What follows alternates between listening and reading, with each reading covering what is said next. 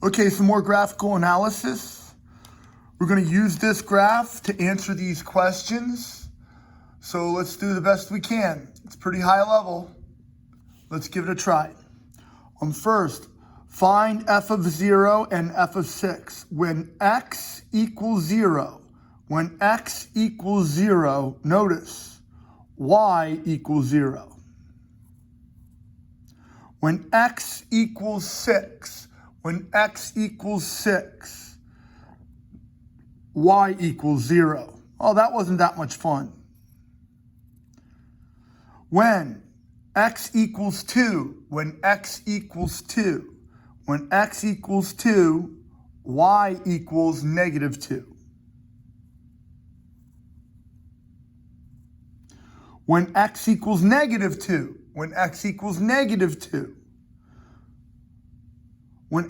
-2, y equals 1. When x is 3, is it positive or negative on the graph? When x equals 3, is it above the x-axis or below the x-axis? So I'm going to go to x value 1, x value 2, x value 3. And notice down here on the graph, it's below the x-axis. So f of 3 is actually negative. I'm going to abbreviate. Is f of -1 positive or negative? So when I go to -1 for the x value, go to the graph, and notice I have to go up to touch the curve. So that means it is positive. When x is -1, the y value is positive. For what values of x is y equal to 0? F of x, remember, f of x is also y. We can write it like that back in the old days. So for what values of x is y equal to 0? So I'm going to look around for where the y value is 2 there, y value is 1.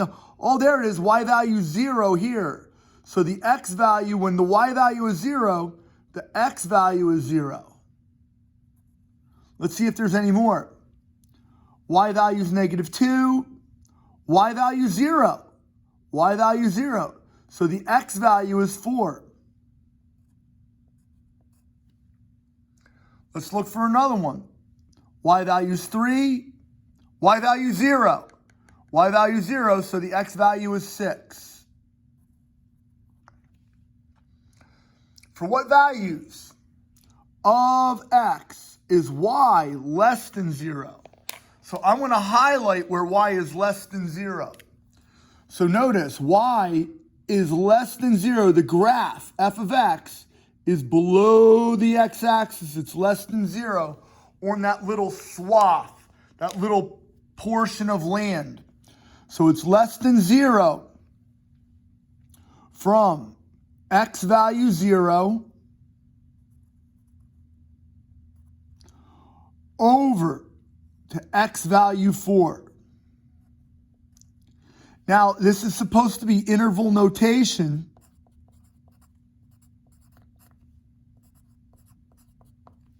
So what I'm going to want to do is determine whether I put a parenthesis or a bracket on that 0. Because there's no line under this inequality, that means I cannot equal 0. It's got to be less than 0. So I'm actually not touching the 0. I know it's a closed circle there, but down here it tells me I'm not going to actually touch the 0. So I can't touch that closed circle. And then over here, I can't touch that 4. So it's going to be a parenthesis on the 4. That's not a coordinate, that's interval notation. What's the domain of f? Well, the domain is the furthest left x value. The furthest left x value, and it's a closed circle, is -4. So the domain starts at -4. It's a closed circle, so I put a bracket on it. This is also interval notation. And then the furthest right, the largest x value, is 6. It's a closed circle on 6, So I put a 6 and then a bracket.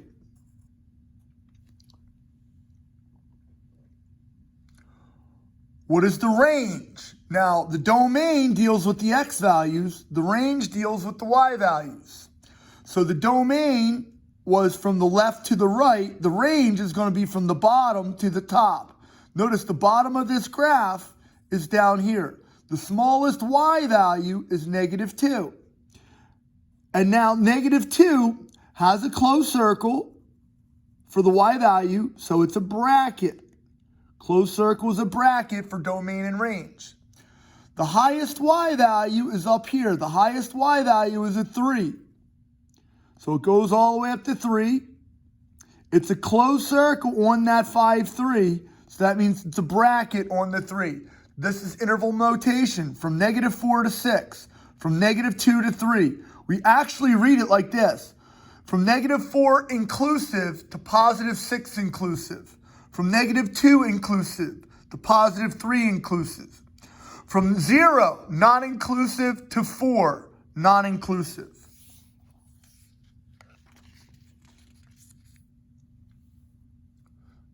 Couple more questions. What are the X-intercepts?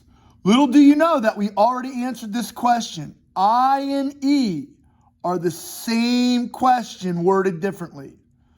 That means where does y equal 0? Where y equals 0 is the x-axis. So y equals 0 is the x-axis. So it wants to know what the x-intercepts are here. So it's going to be 0, 4, and 6.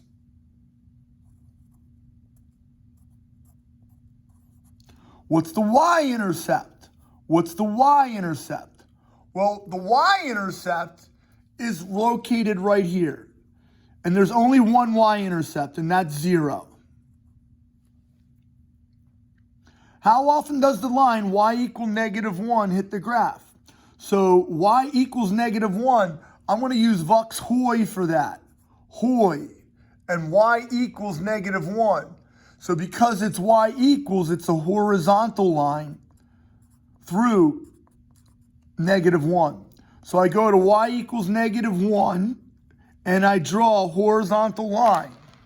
I want to know where that horizontal line actually hits the curve. That horizontal line hits the curve how many times? And it looks like 2 times to me.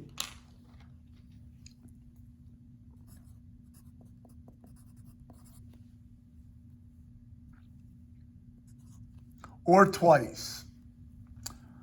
Part L, Hijkl. How often does the vertical line, x equals 1? So if it's x equals, that's going to be called a vux. A vux. So it's x equals 1. That's a vertical line through x equals 1. So I go to x value 1, and I strike a vertical line through there. And notice, the vertical line only hits the graph once, one time. And I didn't even have to draw the line because up here it says it's a function. If it's a function, a vertical line can only hit the graph one time. That's one of the definitions for function. For what values of x does y equal 3? F of x can be called y. So I'm going to look around for a y value of 3, a y value of 2, y value of 1, y value of 0, -2, 0. Y value of 3. So when the y value is 3, what's the x value? When the y value is -2, when the y value is -2 for part n, when the y value is -2, let's find out what the x value. Y value is -2 here. The x value is going to be +2.